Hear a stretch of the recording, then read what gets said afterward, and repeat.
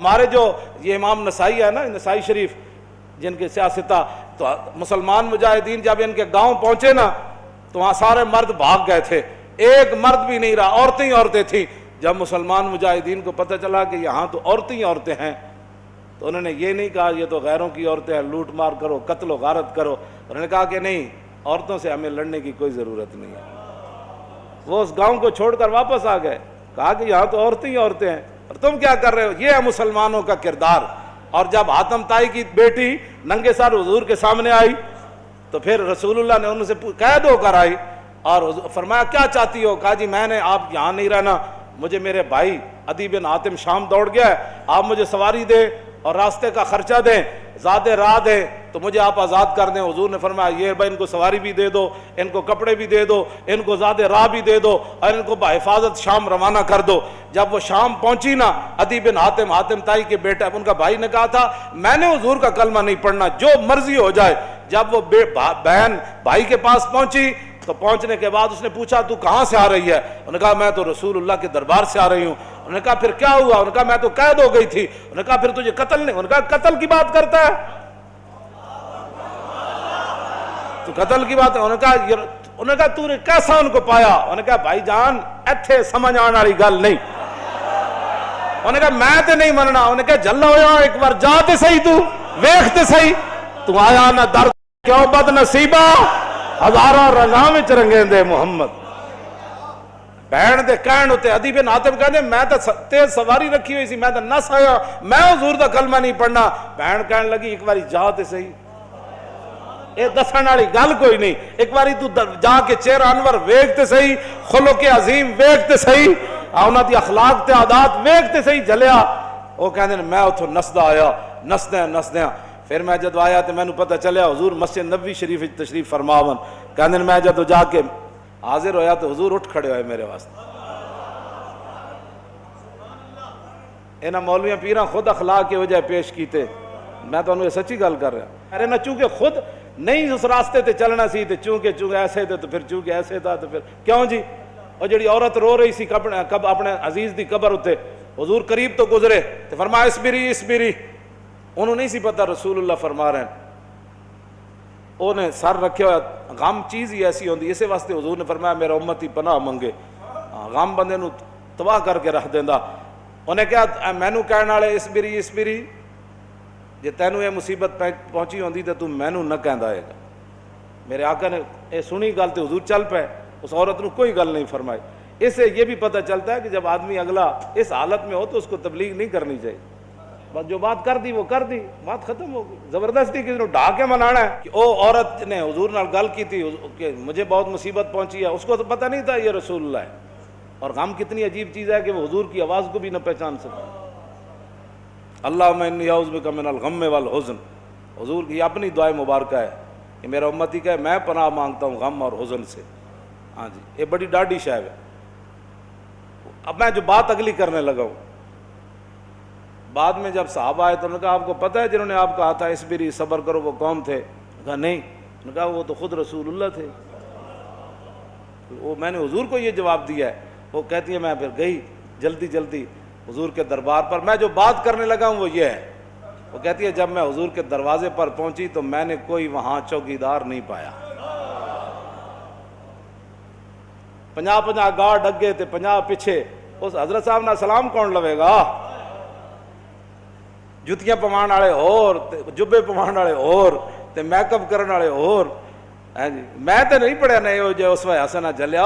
اسے واسطے تو ایک باری جڑا حضرت عدی بن حاتم آئے نا تو جدو رسول اللہ نال ملاقات ہوئی حضور اٹھ کھڑے ہوئے تے عدی بن حاتم کہندے نے میرے دل نے گواہی دیتی اللہ دے رسول۔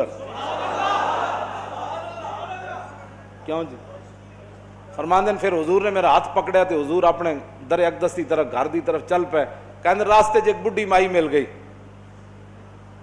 عورتاں نوں ویسی گلاں نہیں مکدیاں تے مائی بھی ہوے تے پھر بڈھی بھی ہوے۔ کہندے انہوں نے اتنی لمبی گفتگو حضور نال کیتی تے حضور دے چہرہ انور تے بھی ناگواری دے آثار ظاہر نہیں ہوئے کہ میرے نال مہمان ہے تو بس بھی کر ہون۔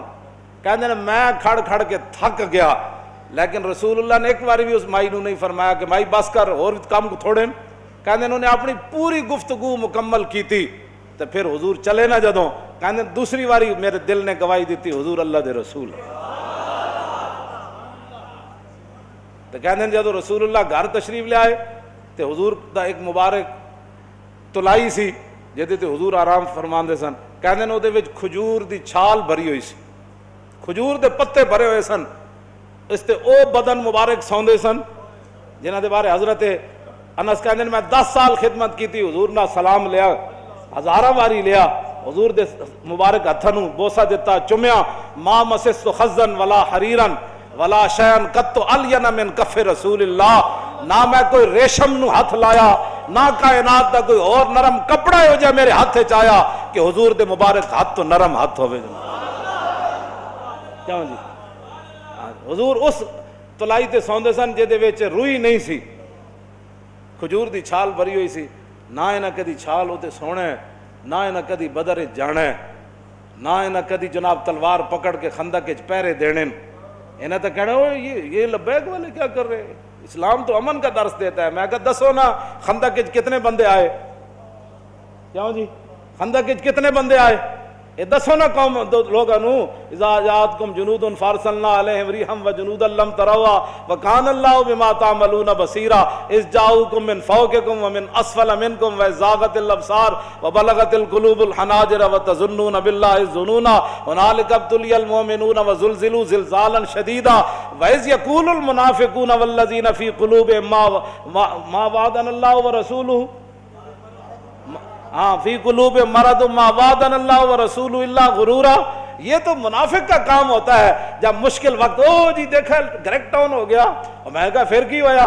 یہ تو منافق کا کام ہوتا ہے کہ جب مشکل حالات آئے تو کہ دیکھو جی جن کا دیکھو جی اللہ رسول دے ساڑے نا ہاتھ, میں ہاتھ کرنے دا معنی کر رہے ہیں, لفظی معنی تو نہیں نہ بنتا. اللہ رسول نے تو ان کا لفظی معنی کیا بنتا ہے کہ انہوں نے کیا اللہ رسول کی طرف نسبت کر دی کہ ہمیں تو دھوکے سے دو چار کر دیا گیا. ہاں جی ہمارے ساتھ یہ دیکھو کیا بن گیا کہ جناب ہمیں تو وہ کہتے تھے ہمیں تو پیشاب کرنے کا جو خوف ہے کہ پیشاب کرنے جائیں گے بندہ مار دے گا. تو کیسر و کسرا کب فتح ہوں گے, یہاں مدینے میں تو پیشاب کرنے کی سہولت نہیں رہی. 25,000 کا لشکر. منافق کا کام ہی یہ ہوتا ہے کہ وہ جب صحابہ ادھر جو ہے وہ کیا کارنامے سر انجام, اور منافق ان کا بھی رب نے قرآن میں بیان فرمایا کہ منافق کہنے لگے کہ ما وعدنا اللہ ورسولہ وَإِذْ قَالَتْ طَائِفَةٌ مِّنْهُمْ يَا أَهْلَ يَثْرِبَ لَا مُقَامَ لَكُمْ فَارْجِعُوا وَيَسْتَأْذِنُ فَرِيقٌ مِّنْهُمُ النَّبِيَّ يَقُولُونَ إِنَّ بُيُوتَنَا عَوْرَةٌ وَمَا هِيَ بِعَوْرَةٍ إِن يُرِيدُونَ إِلَّا فِرَارًا. کیوں جی یہ منظر بیان نہیں کیوں نہ, چلو چلیے توبہ کرو. تھے حال ہی کوئی نہیں, 25,000 کا لشکر آ گیا, آج تے بچی کسی دی نہیں ہونی. کہنے لگے حضور گھر لگے پیچھے, گھر میں بندہ کوئی نہیں, کی بڑھے گا. اللہ نے فرمایا میرے حبیب گھر تے کاشانہ اقدس جدو آپ گھروں چل کے آ گئے تے آپ دا پیچھے گھر کوئی نہیں, صدیق اکبر دا گھر کوئی نہیں, فاروق اعظم دا گھر کوئی نہیں, عثمان غنی دا گھر کوئی نہیں, حیدر کرار دا گھر کوئی نہیں, انہاں دے گھر وکھرے آ گئے. میرے حبیب گھر لگے ہون دا مسئلہ نہیں, یریدون الا فرارا, اے تے میدان چھڑ کے نسن لگے. او جی ہمارا لبیک سے تعلق نہیں ہے, مشکل ٹائم جو آ گیا. ہاں جی مشکل ٹائم, ہمارا لبیک سے تعلق نہیں, یہی تو بات ہے. لیکن قرآن, اقبال کہتا اگر درس قرآن ہم نے بلایا ہوتا, یہ زمانہ نہ زمانے نے دکھایا ہوتا. یہ منافقت کے کام ہوتے ہیں مشکل کے وقت. انہیں دسے ہی نہیں کہ رسول اللہ غزوہ خندق دے موقع تے خود تلوار پکڑ کے کیویں کھڑے ہو. جب 25,000 دا لشکر خندق دے کنارے آ گیا, عمر بن عبد وہ گھوڑا چناب چھال مرائی تے ادھر آ گیا, تے 25,000 دا لشکر اتنے آ گیا تے سارے چاندے سن کے گھوڑیاں سمیت ادھر آ جان. اس وقت میرے آقا و مولا پھر خود تلوار پکڑ کے کھڑے ہو گئے, اور حضور کو اللہ نے دبدبا کتنا دیا, کانہ و فرد فی جلالتہ فی عسکر حین تلقاہ وفی حشمی لہو ہمم لا منتہا لکبائرہا وہمتہ الصغریٰ جل من الدہر. یہ دوسرا حضرت حسان کا شعر ہے, پہلا امام بوصیری کا شعر ہے. فرمایا اللہ نے ہمارے آقا و مولا کو ہیبت اور جلال اتنا عطا فرمایا کہ حضور تنہا بھی کھڑے ہوتے تو محسوس ہوتا کہ حضور کی پشت پر لاکھوں کا لشکر کھڑا ہے. ہاں جی ہاں جی توجہ,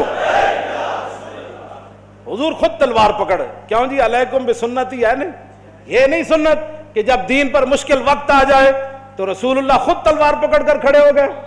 کیا یہ ان کے لیے سنت نہیں تھی کہ جب حضور کی ختم نبوت پر مشکل وقت آیا, حملہ ہو گیا اور حضور کی عزت پر حملہ ہو گیا, تو کیا قوم کے رہنماؤں کی، مذہبی رہنماؤں کی، پیروں کی، فقیروں کی، مولویوں کی یہ ذمہ داری نہیں تھی کہ خود میدان میں ایسے نکل آتے؟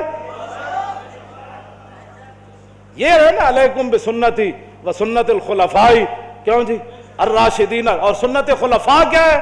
یہ تو حضور کا اپنا اس طریقہ مبارکہ ہے نا۔